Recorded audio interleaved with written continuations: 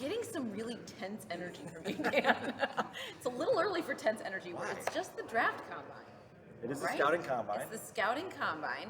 I'm Dionne Miller from ABC7. He's Dan Wiederer from the Chicago Tribune. We're together in person in the same spot. Not on StreamYard. We are not in separate places. We are in Indianapolis doing an in-person with the Bears' new GM and head coach. It is refreshing to see the entirety of everyone's face, to feel like we're connecting again with fellow media from across the league and feel like we're doing something that's normal for our football year. That's cool.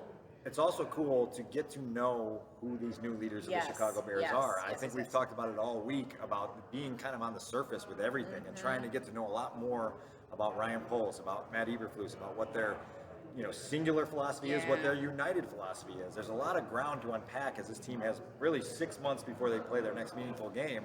And we've got a lot of ground to figure out what exactly they're going to do to try to put together a competitive roster. It was interesting that they talked about being a few weeks behind everybody else in their evaluations because of getting hired and coming in a little bit later and the things they've had to kind of hit the ground running with. And Eberflus told us that they took like tape evaluations of all the players and they sat down and they talked through like what they're looking for at each position. I found that very interesting because they're trying to make that united front as quickly as possible. And it sounds like that's what they're really working on with the staff that they brought in and like being very intentional about all getting on the same page. And look, this roster is in need of a major makeover, right? So there's not just a lot of holes to fill. There's a lot of guys coming out of contract as well. In a couple weeks from now, there's going to be more than 24 players in this roster who have their contracts expired. So the Bears are going to have to go into free agency with a purpose. But they're going to go into free agency, as Ryan Poles told us again today, with an intent on letting that first wave pass, right? Or mostly pass, and really targeting the second and third wave of free agency to be calculated, to be shrewd, to get some of those value signings where you can get more of them. You can sign more players that way to fill more holes. And then you can get guys who are extra motivated, right? Because they are trying to prove something, right? They are trying to prove that they belonged in that first wave of free agency. And so then they're motivated. Short-term deal, you try to make things work. And I think that they are aware that it's more than just one, like how big and vast the project is. I mean, that's what it seemed like Poles was very aware. That's why he didn't want to get super specific on any players, because he's coming in with zero attachment to this group, which I think is also important. You've pointed it out in your articles that you've written, and just how they are so disconnected from what they just are reading through the roster and saying, okay, who's going to jump out at us? And that's why when he did pinpoint Darnell Mooney, that was kind of interesting to me because it felt like that's what George McCaskey did on a whim after the 2020 season, and now it feels like that was actually legit. Like here comes in a bystander who says the same thing. Yeah, if I'm not mistaken, Ryan Poles mentioned 3 names to us today. It was Roquan Smith, Justin Fields, and Darnell Mooney. And Mooney was the first player he named when he was asked, what are your impressions a month later of the roster you inherited? And he said, boy, surprised by how impressed I was with Darnell Mooney. It's notable because they're going to have to rebuild the rest of this entire receiving corps. Almost entirely. The thoughts of Allen Robinson returning to Chicago seem slim at this point. And so Darnell Mooney has to be that guy that you can count on. It's very interesting to hear Ryan Poles' assessment, understanding what the previous regime thought of him as well. The kid's wiring is going to give him the potential to reach his potential, right? The ability to get the absolute most out of himself. But man, that offense needs so much more work around him that you're going to need to find 4, 5 other guys to come to training camp that can be on your opening day roster. That's going to start with free agency, waves 2 and 3. It's going to start in the draft where you get on days 2 and 3, right, for receivers. You're going to have to replenish that because part of the process of elevating Justin Fields to a championship level is getting him help in front of him on the offensive line and help beside him with the skills players. Did you think it was interesting when you talked about the offensive line and saying we're going to have to change our body type a little bit? We're going to have to change like what the kind of guys we brought in and what we expect from them. And being a former offensive lineman, that resonated a lot more with me because he knows what he's looking for there that can be successful. Thought that was cool. And the other thing about him pinpointing Mooney, that gives us a window into the kind of guy that he's really looking for. You know, like they want to fill the roster with that kind of guy, somebody who's wired that way. And so that's why I also love that Poles was like, I'm not going to let what happens this week watching guys in shorts affect too much of our evaluations, because that you can get caught up in that. You can get too excited about seeing somebody bench press whatever. But it's these in-person interviews, and thank God they're in person, right? Like how challenging to have to do it over Zoom.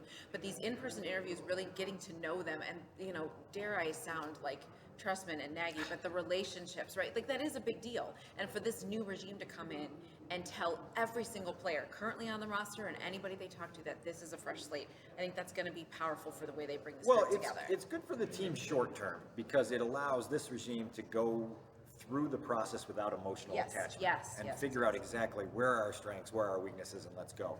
The bad part about it is you're coming off 6-11. You have a long, steep mountain to climb to get to where you ultimately want to go. And so this is going to take time, and it's not all going to happen between now and May 1st when the draft ends, right? You've got only so much ground that you can make up with free agency in the draft, given their limited draft capital, their salary cap restraints. It's going to be a rough offseason to get everything done on your to-do list. And so Ryan Poles has got to be very realistic about what he wants to get done. But to your point, it's also about unifying that vision with Matt Eberflus, his coordinators, their staffs, on what do we want at specific positions?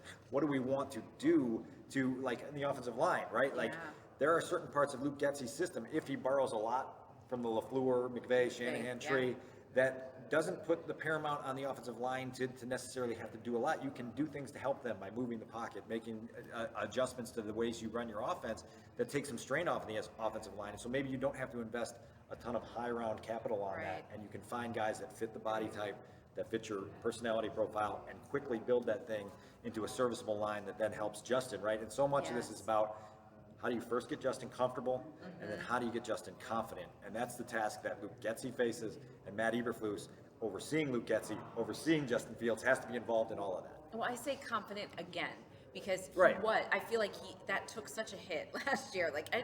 But I still do think that Nagy's right. Like, him playing it all was very valuable. And so even though that wasn't the plan, and even though he kind of had one of those years, I think emotionally on and off the field, I think that it still can be valuable for him. And him coming in and feeling confident in what they're doing and their belief in him, I think that speaks volumes. Those frustrations, those emotional trials, they can harden you. They can make you tougher. They can make you more motivated. And Justin Fields, by all accounts, is still got that drive, right, that we feel from him. I think Ryan Poles referred to him as stoic, but very clearly dialed in and really wanting to take his second-year jump here. So now it's up to them to put a system around him that brings out the best in him. They've been harping on that since the end of January. Like, we are going to see what Justin does best. We are going to accentuate that day after day after day, and then we're going to work to address his weaknesses. Now, listen, a lot of things that they're saying and their vision, easy to believe in. Yes. Leadership is all about follow-through. It's about implementing a plan. It's about getting that buy-in. And so the early stages, it's easy to check those boxes. Now, for Poles and Eberflus, it's about that follow-through. It's about being able to, take those promises you've made and turn them into actual reality for the players that you're working with. 1 month on the job, I know Matt Eberflus is not going to be an open book. That is not happening. But he did say exactly what you just said. Words are words. We have to follow everything up with action.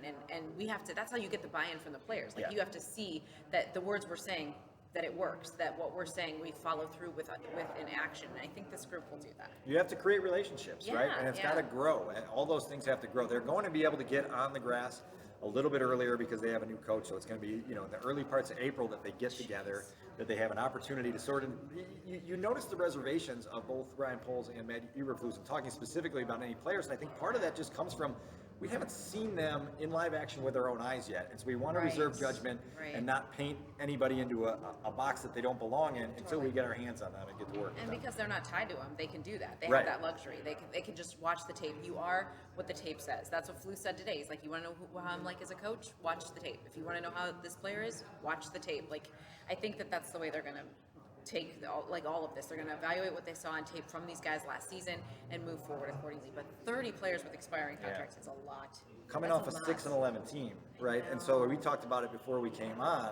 This team, it feels like, even if all goes right, that they're going to just be stuck in that mediocre zone that has frustrated us for the last 3 years. And so it's like, okay, this is a necessary part of the process. And Ryan Poles and Matt Eberflus can't let the frustrations of 2019, 20, and 21 dictate how they do things. But I think for us covering the team and those following the team closely, it's going to be parts this year that are like, oh my God, I can't believe we're back in this phase, right? This phase of restart and reboot. It's like when you reboot your computer and you're just sitting there and you're like, is it going to start?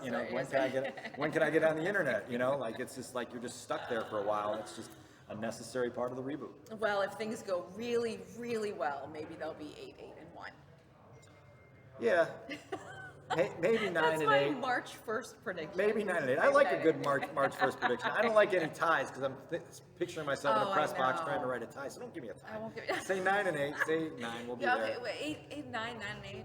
But there's a lot of ground to fill. Like when we Yes. get to May 1st, we're going to be talking about a roster that looks entirely different than the one that finished December. There was a lot to talk about, It's Dan. great. Yeah, and there's a lot to talk about in between now. I know. There's no rest for the weary. It's only been 2 weeks since the Super Bowl. No, is that right? 3? I forget. I've lost track. But it was It's quick. March. Yeah. It's March. Yeah, it has not been that long, and the Bears got a lot of work to get done here in Indianapolis.